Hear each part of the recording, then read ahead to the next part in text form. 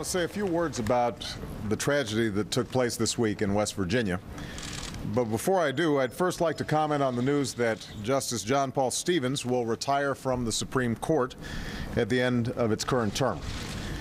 And when President Ford was faced with a Supreme Court vacancy shortly after the nation was still recovering from the Watergate scandal, he wanted a nominee who was brilliant, non-ideological, pragmatic, and committed, above all, to justice, integrity, and the rule of law. He found that nominee in John Paul Stevens.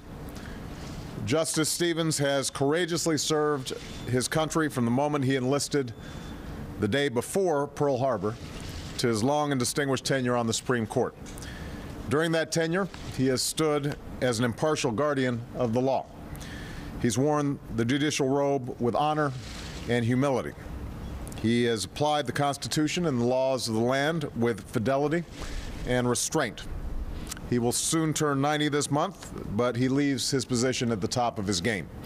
His leadership will be sorely missed, and I just had an opportunity to speak with him and told him on behalf of a grateful nation that I thanked him for his service. Now, as Justice Stevens expressed to me in a letter announcing his retirement, it is in the best interest of the Supreme Court to have a successor appointed and confirmed before the next term begins. And so I will move quickly to name a nominee, as I did with Justice Sotomayor. Once again, I view the process of selecting a Supreme Court nominee as among my most serious responsibilities as president. And while we cannot replace Justice Stevens' experience or wisdom, I will seek someone in the coming weeks with similar qualities: an independent mind, a record of excellence and integrity, a fierce dedication to the rule of law, and a keen understanding of how the law affects the daily lives of the American people. It will also be someone who, like Justice Stevens, knows that in a democracy, powerful interests must not be allowed to drown out the voices of ordinary citizens.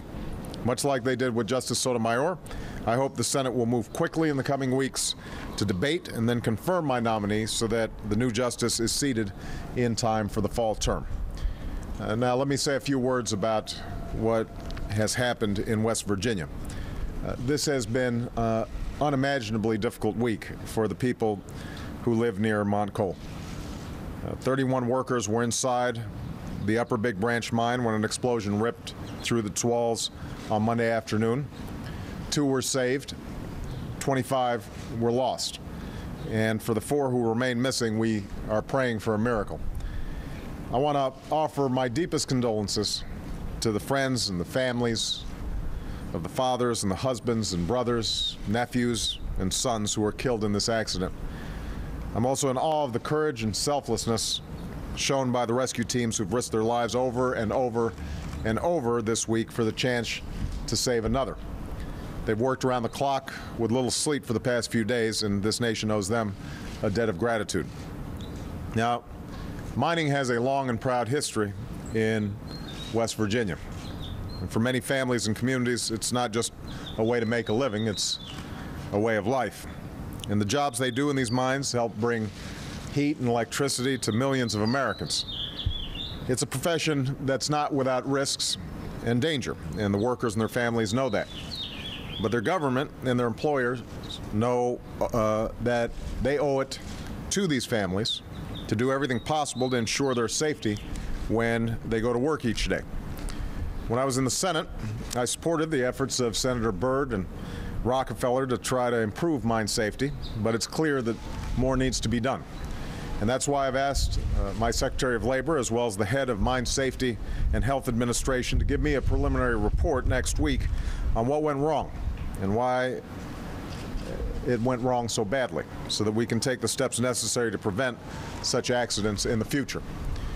Because mining is a tradition that's often passed down through generations, it's not uncommon to see an entire family choose this line of work. And sadly, when a tragedy like this occurs, it's also not uncommon to lose almost an entire family all at once. I spoke to some surviving members of one such family on Wednesday. This week, Tim Davis and 2 of his nephews, Josh, age 25, and Corey, age 20, were killed in the explosion in the Upper Big Branch mine. Rescuers have reported that Tim and his 2 nephews were all found together. 2 other members of their families that worked in the mine were able to escape unharmed. Before he left for the mine on Monday, Josh wrote a letter for his girlfriend and young daughter. And in it he said, "If anything happens to me, I'll be looking down from heaven at you all. I love you. Take care of my baby.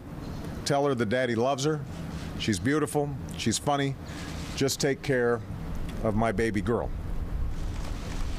Reflecting on that letter and the losses she endured in just 1 week, Josh's mother, Pam, simply said, "It is just West Virginia. When something bad happens, we come together. When something bad happens, we come together." Through tragedy and heartache, that's the spirit that has sustained this community and this country for over 200 years.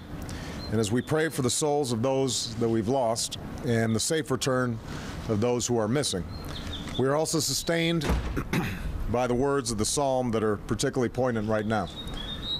Those words read, "You, O Lord, keep my lamp burning. My God turns my darkness into light." Thank you very much.